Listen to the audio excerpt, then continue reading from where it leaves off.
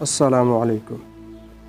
پرانے زمانے میں ملک ایران کے ایک شہر میں ایک نیک اور عارف شخص رہتا تھا جس کا نام دانا دل تھا، لیکن اکثر لوگ اسے درویش کے نام سے پکارتے تھے۔ گرد و نواح کے لوگ بھی اسے پہچانتے تھے اور اس کے پسندیدہ اخلاق کی وجہ سے اس کی عزت کرتے تھے۔ اس درویش نے ایک سال حج کا ارادہ کیا اور کہا، میں حجاز کے قافلے سے پہلے روانہ ہو جاؤں گا، راستے میں آنے والے شہروں میں گھوموں گا پھروں گا اور حج کے دنوں میں مکہ مکرمہ پہنچ جاؤں گا۔ پس درویش نے اپنے دوستوں کو خدا حافظ کہا اور چل پڑا۔ اس کے پاس کپڑوں کی ایک معمولی سی گٹھڑی اور تھوڑا سا سفر خرچ تھا۔ اس سال حج کا مہینہ موسم گرما تھا اور دانا دل 9 روز سے پہلے اس مبارک سفر پر روانہ ہو گیا تھا۔ وہ دن کو سفر کرتا اور رات کو راستے میں کسی آبادی میں قیام کر لیتا تھا۔ ابھی اس کے سفر کا تیسرا دن تھا کہ ایک قافلہ سرائے میں جا پہنچا جو اس وقت کھنڈر بن چکی تھی اور چوروں اور ڈاکوؤں کا مسکن تھی۔ اس وقت بھی یہاں ڈاکو ٹھہرے ہوئے تھے۔ ڈاکو نے جب درویش کو دیکھا کہ ایک گٹھڑی اس کے کندھے پر ہے تو بے حد خوش ہوئے اور دل میں کہنے لگے، یہ اکیلا ہے اور ہمارا مقابلہ نہیں کر سکتا۔ بس انہوں نے آؤ دیکھا نہ تاؤ اور بیچارے درویش کو پکڑ لیا اور اس خیال سے کہ ان کا مقابلہ کرے گا اسے مارنے پیٹنے لگے۔ درویش نے جب اپنے آپ کو گرفتار دیکھا تو سب سے پہلے اپنا عصا زمین پر پھینک دیا اور کہا، صبر کرو، میں اکیلا ہوں اور تم چند نفر ہو، اس لیے میری بات سن لو، اس کے بعد جو چاہو وہی کر گزرنا۔ چوروں نے کہا، خام خواہ اپنے آپ کو تکلیف نہ دو، تم اپنی چرب زبان سے ہمارے چنگل سے آزاد نہیں ہو سکتے۔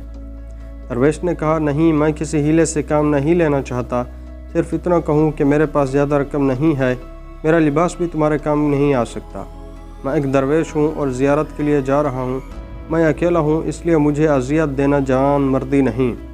یہ بات درست ہے کہ تمہارا کام ڈاکہ زنی اور چوری ہے، بہتر ہوگا کہ ایسے شخص سے الجھو جس کے پاس زیادہ مال ہو اور مجھ مسکین کو معاف کر دو۔ چوروں نے جواب دیا، اے درویش، ہم نے اپنا نام چور رکھا ہوا ہے اور اپنے آپ کو اللہ تعالیٰ اور مخلوق کے سامنے رسوا کر دیا۔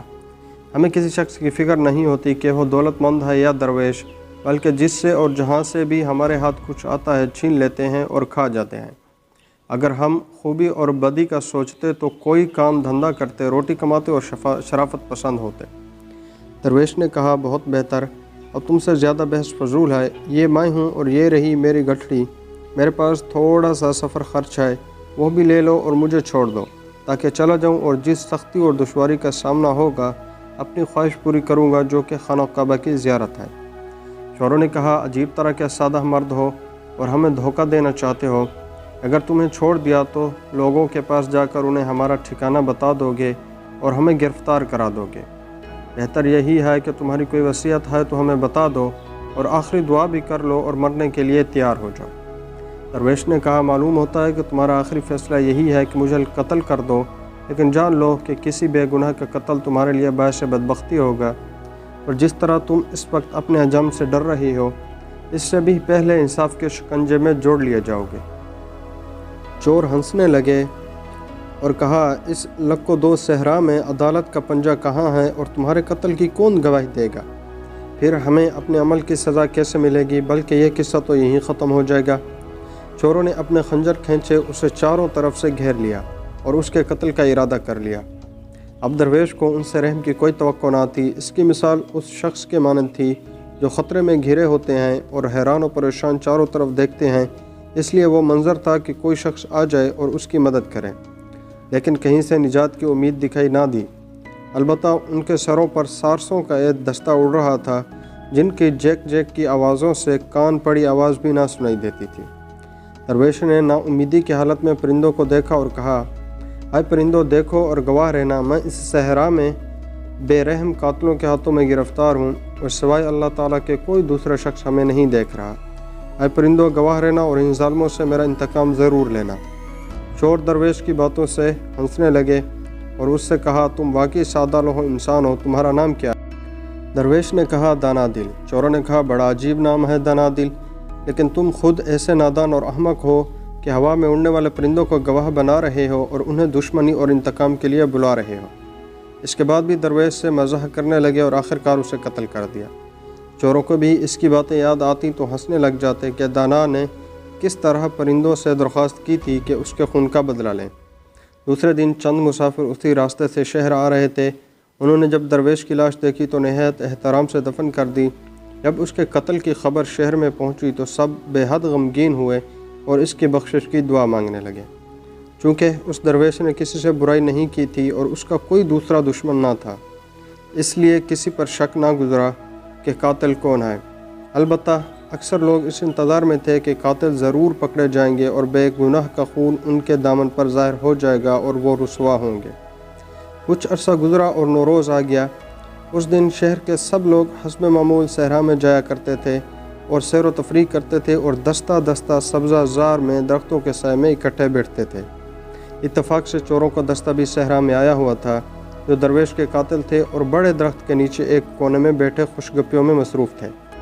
उनके करीब चंद बच्चे भी एक दूसरे दरख्त के नीचे बैठे थे। कोई शख्स चोरों को नहीं पहचानता था, क्योंकि चोर भी दूसरे लोगों की मानद थे। इसके अलावा दरवेश के कत्ल का वाक़या भी लोगों के जहन से असर गया था। अब तो कोई शख्स उसे याद भी नहीं करता था। इत्तफाकन उन दिन जबकि मौसम बेहद सुहाना था, चिड़ियों का एक दस्ता उड़ते हुए आता, दरख्त पर बैठता और फ़ौरन उड़ जाता। इसी तरह दूसरी कई चिड़ियाँ जिग जिग करती हुई दरख्तों पर जमा हो जाती थीं और शोर गुल करती थी। इसलिए जो लोग दरख्तों के नीचे बैठे थे उन्हें उड़ा देते थे, लेकिन वो फिर जैक जैक करते हुए एक शाख से दूसरी शाख पर जा बैठती थीं।